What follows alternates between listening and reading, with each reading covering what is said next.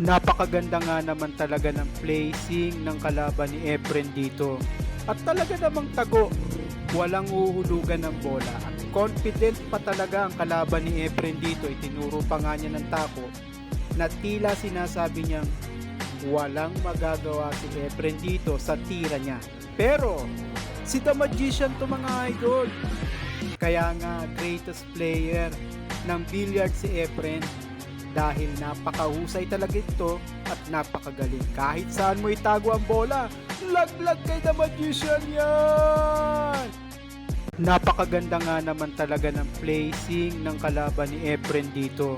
At talaga namang tago, walang uhulugan ng bola. At confident pa talaga ang kalaban ni Efren dito. Itinuro pa nga niya ng tako na tila sinasabi niyang walang magagawa si Efren dito sa tira niya. Pero si The Magician to mga idol.